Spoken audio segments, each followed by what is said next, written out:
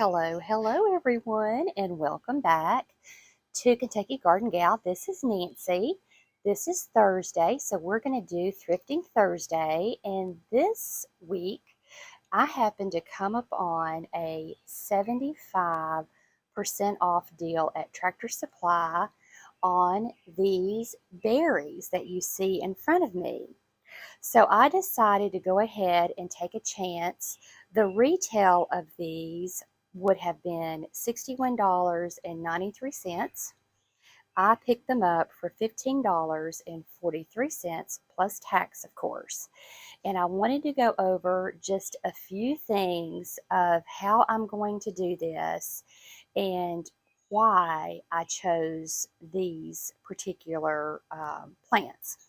So down at the bottom, the first thing that you'll notice is that it has the hardiness zone. This one is a 4 to 6. Well, we are in a zone 7.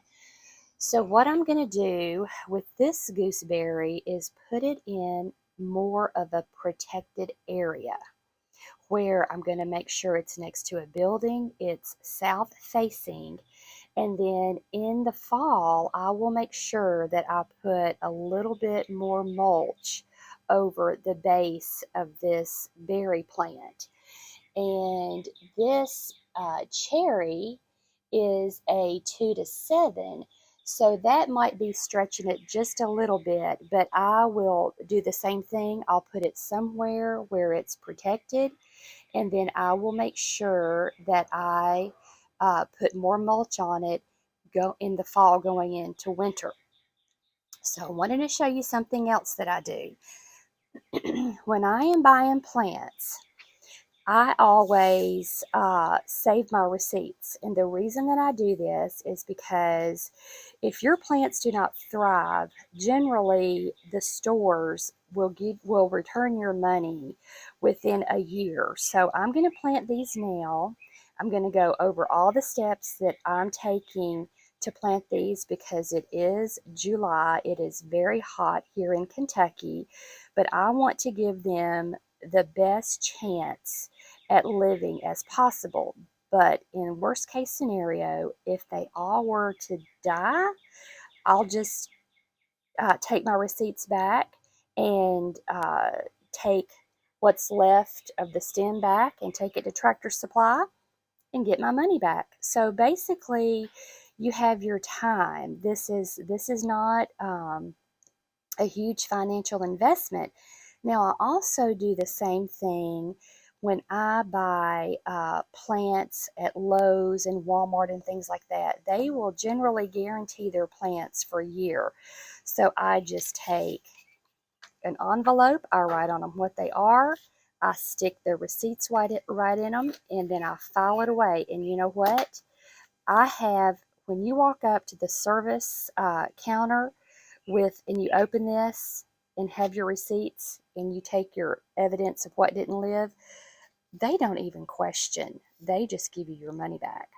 So, at this, I know $15 isn't a huge amount, but, if these were not to survive and if I did want to get my money back, I certainly could.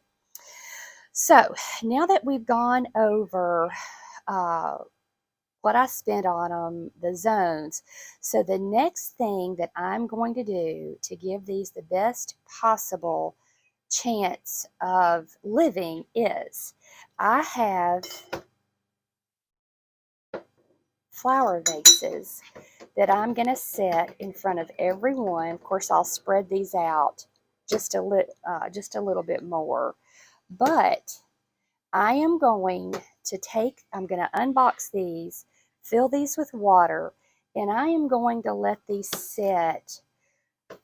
I may let them sit for a couple of days because these are what is called bare root. According to the instructions, they want you to soak them for a couple of hours.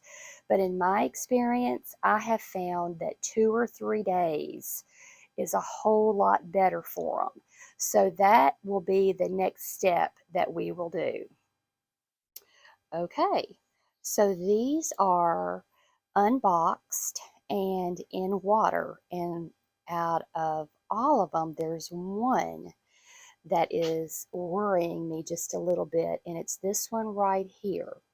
Now, when I was in Tractor Supply and I was looking at these, I was looking at the most hardy root in each section. So, like this Concord grape, there were several there, and you don't want to pick one that's just tiny or small. You want to get the healthiest and the biggest looking root that you can find. Now, there were also, they had strawberries, they had a couple of other berries. They had kiwi, which I really need another kiwi plant because those are male and female, and I've got one, have no idea which, but I would have bought two of those just to try and get what my kiwi needs. However, when I pulled this package out and was feeling, I could not feel anything in there. I could not feel a root. I couldn't feel anything. So that's something that you need to consider when you're buying bulbs. I don't care where it is. Always take your package and feel and make sure there is a viable root, corm, or bulb in your package. So, like I said, they all looked pretty good except for this cherry. And we will let these soak for a couple of days, and then we'll go out into the garden and I'll decide where I'm going to put these. And you'll notice that I have um, the box right behind it, and the reason is because I want to make tags for these. I have no experience with gooseberries, this type cherry. I've never grown grapes before. This aronia berry. Raspberry is actually the only one that I'm familiar with. So all of these are new to me, and I want to make sure that I get proper tags on these so that I can tag them when I go to plant them. And then what I'll do, I will cut the front of this box off and the back, which has the instructions, and I'll keep that in a binder so that I have the information on exactly what I've planted in my garden. So let's let these set for just a few days, and then we'll take them out and find a good place for them in the garden. So the next step is to actually get these planted and in the ground. I've been letting them soak in just the water, and I have no reason to believe that these are not viable plants. Again, this is called a bare root.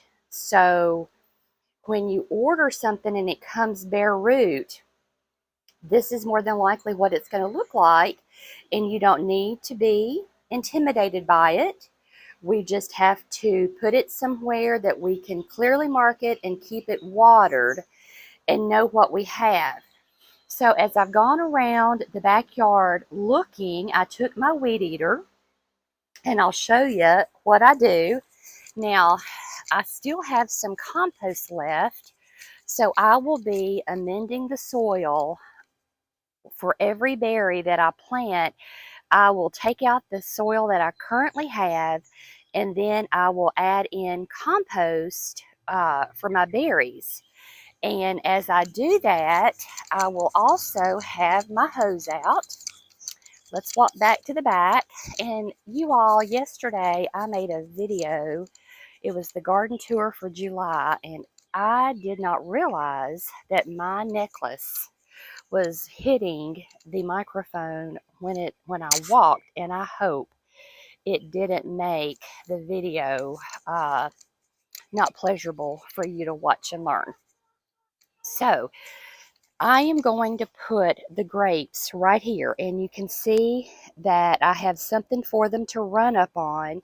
So you have to decide, is it a shrub or is it something that's going to need a trellis? Now, you may not need it right away, but you will eventually need it. So I'm going to plant the grapes. I have two, one on this side, one on this side right there, and I've weed eated the grass off. So now I will bring in my shovel and I'll make my hole. I'll bring in my compost. I will wet that, and then I'll be ready to plant. And I wanted to show you too, there's a little elderberry that I got, I think it was this spring at the Amish. So I've got that in the ground. Now, um, and I may have to move these. You know, I just have, this is my backyard, and it's kind of a free for all. I try to keep it somewhat organized, but this area right in here is for the animals, the chickens and the bunnies, and it's for food. I'm trying to plant just as much food as I can get back here, so it doesn't necessarily always look tidy and neat. I do try to save that for the front. Um, but yeah, everything's growing like crazy. But this is my little food forest back here. That's what I'm trying to create, is just food that if I can't eat, then the chickens, the chickens love that. And then I have found that uh, food or fruit that falls on the ground, the butterflies just love those. So that I do see a lot of pollinators back here because I do have the fruit trees. So let me show you another hole that I made. And this bed is a mess. It's going to be cleaned out soon. But I went in there and I made a hole, and this is my house is here. This is south facing, and I think it's the hanking, nanking, sherry, whatever it is. It's a bush, and it is zones 4 through 6. Well, we're a 7. But I'm going to try to put it right here in a protected area, and then I will heavily mulch it at the end of the season. So let's get ready and start getting some of these things in the ground, and I can show you how I've done that. So this is where we are now. I have dug 4 of my holes. So the first thing that I had to do was to decide the location. And this is the one that we needed to put in more of a protected area. So we'll get that in there. I dug my hole. I have about 3 handfuls of compost in each hole. And now I'm adding water. And I wanted to show you, this is what I use to dig my holes with. This is a root slayer shovel. And I think they're about $50 at Tractor Supply or Amazon. But I'm telling you, it will just get in there. It'll go through roots. It'll go through anything. I don't get paid for any endorsements, compensated in no way. But this is a really handy tool. And my children got me this for Mother's Day one year. And I really love it. And also, I wanted to point out, I am digging in the bed with lilies. So I'll probably throw this away, but roots like this right here, I'll pot those up, and then I'll have lilies ready to take to the farm or share with a friend. I think Miss Stephanie wants some of these, so we will get those potted up as soon as I get my berries in the ground. And then, see, now this one can be pulled apart and divided into multiple lilies. This is ideally 1 per pot, what it would look like. But let's get back to the berries. Okay, this project is complete. As you can see, I just used the little markers from the Dollar Tree to mark these, but I'll show you how I saved a part of the box so I know exactly what I have. I ended up putting this little aronia berry back here. They said it could be part sun, part shade, so I think that'll be fine. It gets about 6 foot tall. And I don't know if you remember, but we planted 3 pawpaw trees in there. Here's an apple tree. The grapes are here. The elderberry is here. We've got blackberries started over here, raspberries on this side that we just planted today, and then we planted, see, these are the tags that I like. I wish I had these, but we planted this apricot. There is a plum cot right back in there, and then I planted a pear just right over in there. So all of these things that I have added to my garden this year, fruit bearing, um, obviously they're all perennial shrubs. They'll come back, perennial trees and shrubs. But let me just show you real quick how I'm going to keep up with it. So I just have those little labels from the Dollar Tree, but I cut the front out of all the boxes. And I have, this is just a gallon size baggie, and I do keep this outside, but these are the seeds I've planted, the instructions, and then there's the receipt. I'll stick all of that together. I wish I could say I was organized enough to do a garden journal or a scrapbook, but that unfortunately is just not in my wheelhouse, and that's okay. I still know what I have and where it is. And I also wanted to show you, look at these daylilies. Now, I ended up, and these are just, I'm reusing these over, not propagating from proven winners because they discourage that. But anyways, I separated the daylilies out. I actually took the soil that was in the bags that the berries came in, mixed it with compost, and that's what I planted these in. So I reused everything. I'm going to set these here and we'll just watch those. We'll keep them watered and see what they do.